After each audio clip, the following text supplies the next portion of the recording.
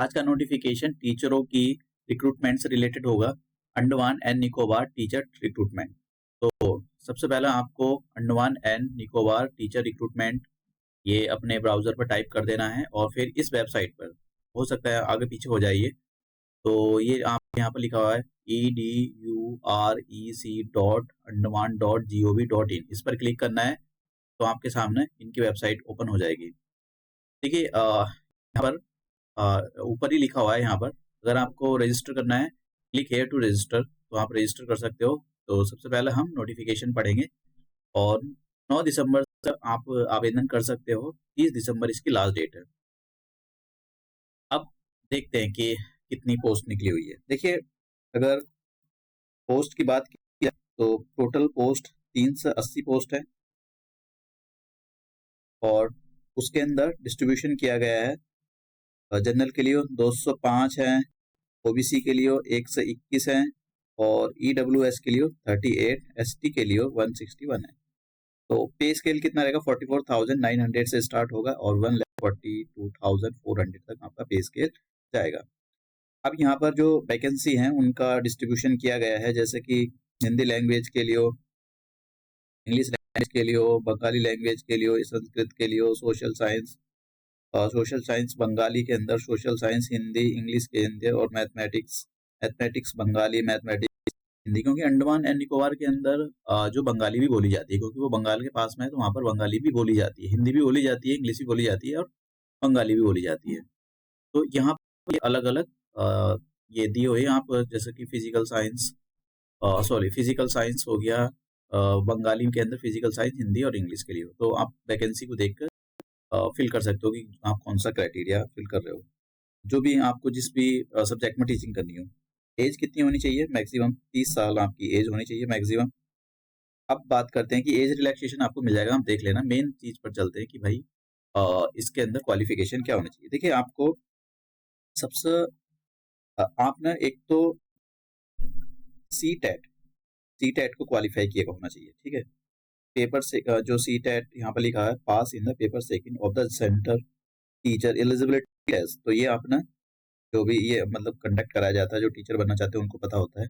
एक तो आपने ये क्वालिफाई किया हुआ हो, ठीक है। उसके बाद में अब बात करते हैं कि क्वालिफिकेशन क्या, तो आपने इंटीग्रेटेड, जैसे बीए के साथ बीएड किया हुआ है या बीएससी के साथ बीएड किया हुआ है, ठीक है, तो ये आपके साथ इंटीग्रेटेड प्रोग्राम है, तब भी आप भर सकते हो।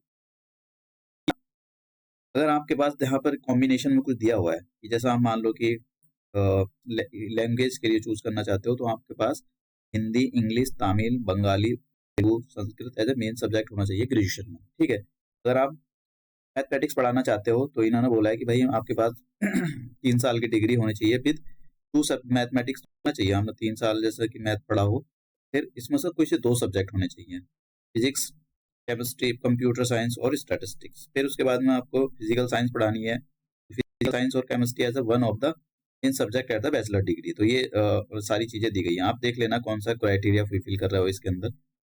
उसके बाद में ये भी भर सकते हैं कि भाई आपके पास अगर ये है graduation at least 45% marks with 1 year bachelor degree in BEd in accordance with the NCTE, ये जो होता है इशू, आप ये भी भर सकते हो। अगर आपने पोस्ट ग्रेजुएट किया है विद मिनिमम 55% मार्क्स और equivalent and 3 year integrated BEd and MEd, तो आप तब भी भर सकते हो। आप समझ रहे हो कि सभी लोग इसके अंदर आ जाएंगे। बैचलर डिग्री की हुई है आपने in education from recognised university, और इसके बैचलर डिग्री कर ली, इसके साथ में आपने बीएड भी कर लिया, ठीक है। तो बीएल 1 यहाँ पर लिखा है 1 year bachelor of the special course होते हैं ये पढ़ाने के लिए। अब फिर आपको ये क्वालिफिकेशन होगी कि भाई अपना टेट क्वालिफाई होना चाहिए। अब उसके बाद इन्होंने ये बोला है कि भाई आप 8th में जब पढ़े होंगे तो आपके पास वहाँ पर हिंदी मतलब 8 क्लास आपने की हो तो हिंदी आपके पास सब्जेक्ट होना चाहिए। होता है ये इंडिया के अंदर मेनली, लेकिन साउथ इंडिया में नहीं होता है। Should have pass the Hindi और English Bengali language Bengali Tamil Telugu as a one language in the class 10 in applicable. मतलब कि आप किस पोस्ट के लिए अप्लाई कर रहे हो, भी कह रहे हैं कि भाई 10th क्लास में आपने ये लैंग्वेज पढ़ी हो। अगर आप हिंदी मेन आ रहा है तो हिंदी पढ़ी हो आपने 10th क्लास में, इंग्लिश, बंगाली, ये तेलुगु, ये सारे सब्जेक्ट होने चाहिए। अब बात करते हैं कि सिलेक्शन प्रोसेस क्या होगा? देखिए, सिलेक्शन प्रोसेस के अंदर आपकी मेरिट बनेगी। मेरिट किस हिसाब पे बनेगी कि भाई 10th क्लास में आपने कितने अच्छे मार्क्स थे, 12th क्लास में कितने अच्छे मार्क्स थे। मतलब क्या है, टॉपरों की सिलेक्शन ज़्यादा पॉसिबिलिटी हो जाएगी, भाई टॉप ज़्यादा इसमें सेलेक्ट हुए। ग्रेजुएशन में कितने परसेंट मार्क्स हैं आपके? बीएड, जो हमने बीएड किया है उसमें कितना है, उसमें दे रखा है कि भाई अगर मैक्सिमम मार्क्स जैसे कि आपको 10th क्लास में 10 मार्क्स का है, 12th क्लास में 15 मार्क्स का है, और ग्रेजुएशन जिस भी सब्जेक्ट में मैथमेटिक्स किसी से भी सब्जेक्ट से करी होगी, जो रिक्रूटमेंट निकली होगी, अगर आप उसको क्राइटेरिया को फुलफिल कर रहे हो तो उसका मैक्सिमम मार्क्स 30 है। 30 में से पता नहीं आपकी कितनी परसेंट बनी होगी, कितने अच्छे मार्क्स आए होंगे, तो उसी हिसाब से आपको मार्क्स अवार्ड किए जाएंगे। तो ये यहाँ पर ये डिस्ट्रीब्यूशन दे रखा है भाई, किसी ने मान लो भी कर रखा है, पी या पीएचडी कर रखी है, तो उसको ये 2 मार्क्स हो जाएंगे, 2 मार्क्स मिल जाएंगे। या किसी ने जैसा कि यहाँ पर दे रखा है कि additional post graduation in the concern stream में पोस्ट ग्रेजुएशन किया हुआ तो उसको 2 मार्क्स मिल जाएंगे। तो मतलब ज़्यादा डिग्री ले रखी होगी उसका ज़्यादा चांसेस हो जाएंगे सिलेक्शन का। फिर यहाँ पर ये भी दे रखा है इन्होंने कि भाई अगर आपके पास ये सब कुछ है तो तब भी आप इस हिसाब से अ, जैसे यहाँ पर ये हो गया कि भाई एमफिल कर रखा है तो 2 मार्क्स मिलेंगे इसको, और सेंटर टीचर डिसेबिलिटी टेस्ट के लिए और सेकंड ये 10 मार्क्स। तो मतलब ये क्राइटेरिया आप फुलफिल कर मतलब ये मार्क्स हैं कि कैसा आपकी मेरिट लिस्ट बनेगी। और एप्लीकेशन स्टार्ट हो गई हैं इस डेट से। आप जाकर पोर्टल, मैंने आपको बता दिया है कि आप कहाँ से अप्लाई कर सकते हो। देख लेते हैं कि अप्लाई कैसे करना है। देखो, आपको यहाँ पर क्लिक कर देना है, क्लिक हेयर टू रजिस्टर।